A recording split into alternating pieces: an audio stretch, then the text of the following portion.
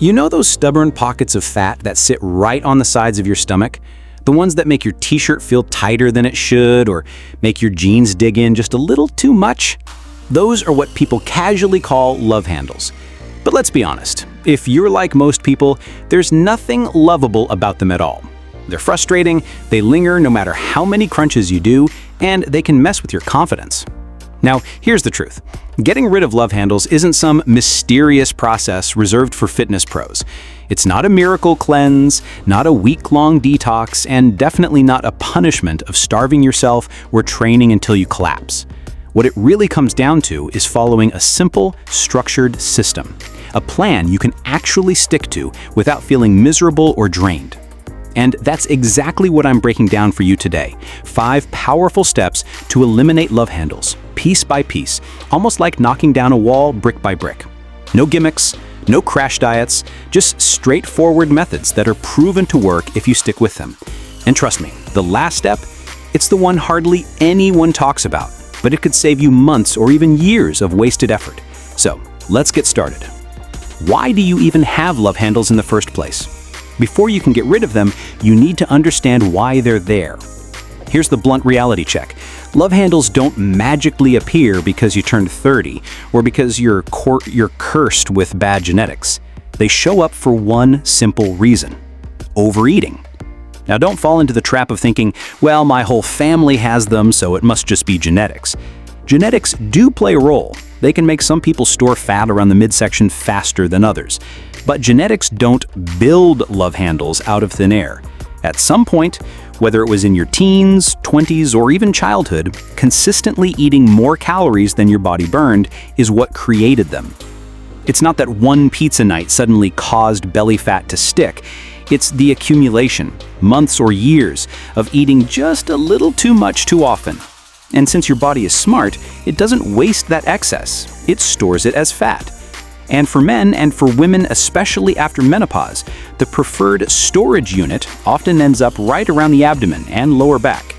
That's why the first place you notice fat when you gain weight usually becomes the last place it disappears when you start losing weight. That's what makes belly fat and love handles so frustrating. They're like that one annoying guest at a party who arrives early, eats all the food, and refuses to leave even after everyone else has gone home. But here's the good news. Fat is still just fat. Whether it's in your cheeks, arms, or waistline, the process to burn it off is the same. You just need a smart, patient approach. So, let's dive into step 1. Step 1, nail your nutrition. You've heard this before, but it's worth repeating. If you want to lose fat, you need to be in a calorie deficit. That simply means burning more energy than you take in. But here's the part most people don't realize. Your love handles won't melt away after just 1 week of eating less. When you start losing fat, your body doesn't go straight to the stubborn areas first. It typically sheds from the easier spots. Your face looks slimmer, your arms start showing definition, maybe your chest or upper abs tighten up. The love handles and lower belly, those take longer, which means you've got to stay consistent long enough for your body to finally dip into that storage. The biggest mistake most people make is rushing the process. They slash calories too hard, drop weight super fast, and then crash. Energy tanks, cravings spiral out of control, workouts feel miserable, and eventually they quit. And as soon as they quit, all the fat creeps right back. I've been there. When I first tried to cut fat, I thought I'd hack the system by eating 1 meal a day and training like a maniac. The result? I was constantly exhausted, snapping at people for no reason, and so hungry at night that I'd raid the fridge like some desperate raccoon digging through trash. That wasn't discipline, it was pure self-sabotage dressed up as hard work. The better path is sustainability. For most people, that means a calorie deficit of around 500 calories per day. That adds up to about 1 pound of fat loss per week. And no, that doesn't mean eating only 500 calories a day. If your body maintains weight at 2,500 calories, you'd aim for about 2,000. Not flashy, not extreme, but realistic. More importantly, it's something you can keep up week after week, month after month. Going slower also has another huge benefit. you're much more likely to keep your hard-earned muscle while the fat comes off. That makes your body look leaner and more athletic rather than just smaller or deflated. Think of it like building a house. You don't slap bricks together in one night and expect a mansion. You carefully stack each piece until you've got something solid and lasting. Step 2. Lift weights. Let's clear up one of the biggest myths about love handles. You can't spot reduce them with endless side crunches or Russian twists. Doing 500 oblique crunches isn't going to melt fat off your waist. But you can make love handles a lot less noticeable by building muscle in the right areas: your shoulders, back, and core. Why does this work? 2 reasons. First, illusion. When you grow your upper body, broader shoulders, thicker lats, a stronger chest, it creates the classic V-taper shape. That naturally makes your waistline look smaller even before you've burned much fat. Second, insurance. When you're in a calorie deficit, your body isn't picky. It's ready to burn muscle along with fat if you don't give it a reason to keep it. Strength training tells your body, hey, this muscle is needed, don't touch it. That way, as the fat comes off, you maintain shape and definition instead of ending up skinny and soft. Without resistance training, a huge portion of what you think is weight loss can actually come from muscle, and that's the last thing you want. Because muscle isn't just for looks, it's the very engine that keeps your metabolism running higher. It's the frame that gives your body shape, definition, and strength. It's also the difference between looking skinny fat, soft and flat, or looking lean, athletic, and powerful. Here's something most people don't realize. You don't have to live in the gym or train for hours every single day to keep your muscle while losing fat. You just need to challenge your muscles enough to remind your body, hey, we still need this tissue, don't burn it for fuel. Research shows that as little as 3 to 6 hard, focused sets per muscle group per week can be enough to preserve muscle mass when you're cutting calories. Read that again. It doesn't require marathon gym sessions or spending half your life under a barbell. It just takes consistent, intentional effort. If you're strapped for time, full body workouts 3 days a week are more than enough to cover all your bases. You'll hit every major muscle group without living in the gym. If you do have extra time, you can split things up into 4 or 5 days, upper-lower splits, push-pull splits, or whatever structure you actually enjoy most. The best plan is the one you can stick to. And let me be clear, if you train at home, you're not off the hook. Push-ups, dips, pull-ups, squats, planks, these absolutely count. They can be brutal if you do them correctly, and they're more effective than most people give them credit for. I even have a full video showing you exactly how to build muscle without ever stepping foot in a gym, so check that out when you're done here. The weight doesn't have to be a barbell or a rack full of plates. It just has to be challenging enough that those last few reps feel like a test of your willpower. If you're questioning your life choices on rep 8, you're on the right track. And remember, weight training isn't primarily about burning calories. Cardio can handle that job. Strength training has a different mission. It's about protecting your structure. It's about keeping the foundation underneath the fat solid, so that when the fat finally melts away, what's revealed is strong, athletic, and worth showing off. Otherwise, you'll just end up as a smaller, weaker version of the body you already had.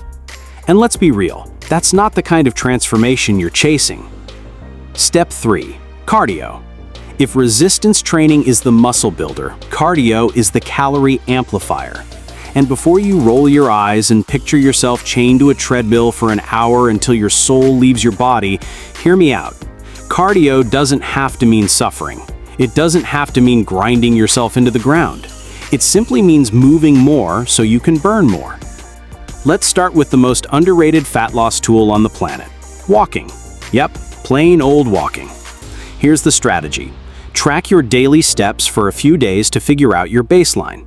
Then bump that number up by about 2,000 steps. Slowly increase until you're hitting around 8,000 to 10,000 steps per day. Why is this so effective? Because it quietly burns hundreds of extra calories per week without wrecking your recovery, without drenching you in sweat, and without making you dread the process. You can sneak it in almost anywhere, on your lunch break, during phone calls, by parking farther away at the store, or even just pacing around the house while listening to music or podcasts. Small tweaks like this add up shockingly fast. Once you've built that habit, you can step it up a notch by adding 20 to 30 minutes of moderate intensity cardio 2 or 3 times per week. And the key word here is moderate, not maxing out until you collapse in a corner. Moderate means something you can actually sustain. Think incline treadmill walking, cycling, swimming, jump rope, shadow boxing, or even shooting hoops. The specific activity doesn't matter. It just needs to be something you'll stick with consistently without hating every second. Here's the bonus benefit most people overlook. Cardio doesn't just help with the fat you can pinch around your waist. It also attacks visceral fat, the dangerous fat stored deep inside your abdomen, wrapped around your organs. You can't see it in the mirror, but it's far more harmful to your health. Burning this fat makes you leaner on the outside and healthier on the inside. So remember, strength training sculpts your body, cardio strips away the layers hiding it. You need both if you want the total package, not just a temporary summer look, but a body you can keep proud of for years to come. Step 4. Breaking plateaus. Here's a reality check you don't hear often. When you're losing weight, eventually your body will fight back. It's built for survival, not aesthetics. The more weight you lose, the more efficient your body becomes at conserving energy. Research shows that after dropping around 10% of your body weight, your daily calorie burn can drop by 20 to 25%. Partly, this is because you're simply lighter. Moving less mass takes less energy. But there's also another factor. Your body unconsciously starts dialing back how much you move. You fidget less, you walk slower, you burn fewer calories without even realizing it.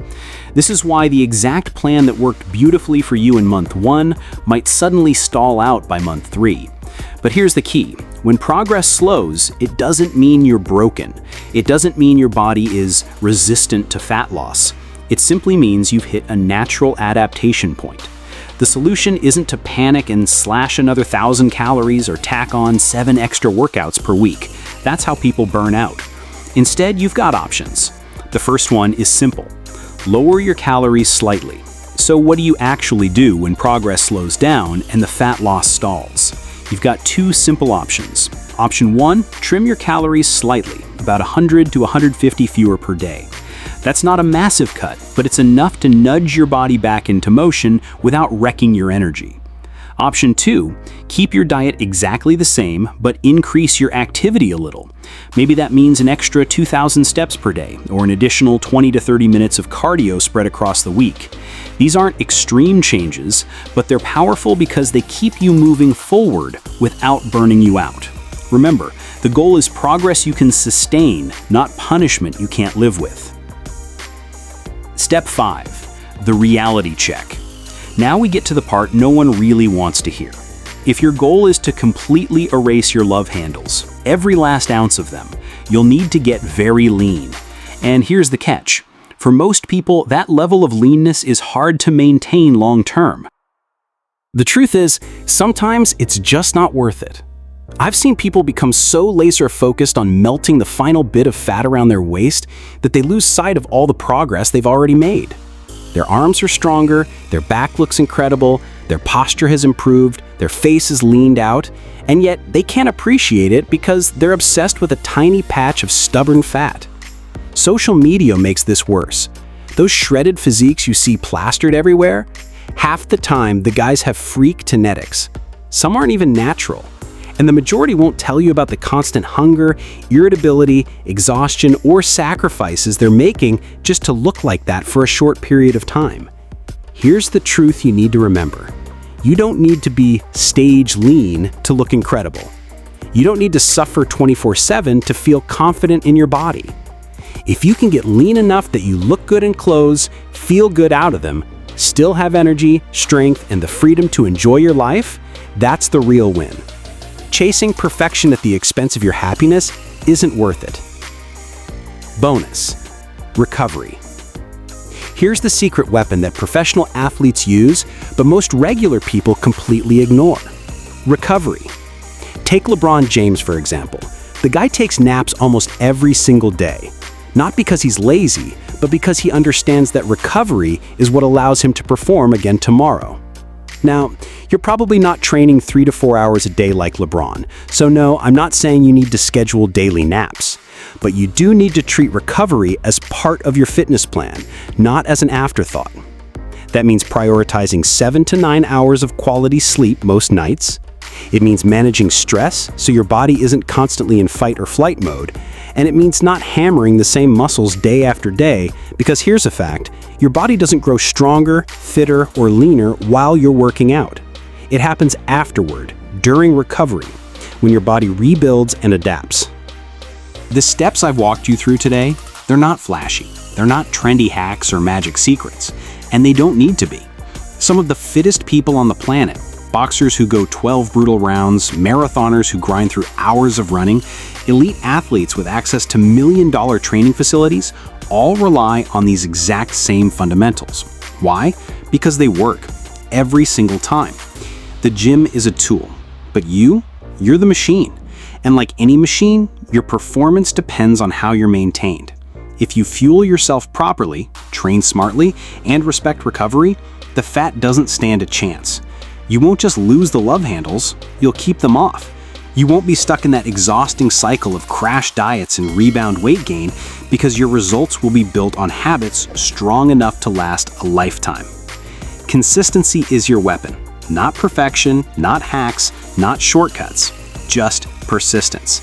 Because fat, stubborn belly fat, lower back fat, love handles, doesn't stand a chance against someone who shows up day after day. So whether you're in a gym surrounded by shiny equipment or in your living room with nothing but bodyweight moves, you already have everything you need. The only question is whether you'll use it. Brick by brick, day by day, that's how you build the body you've been working for all along.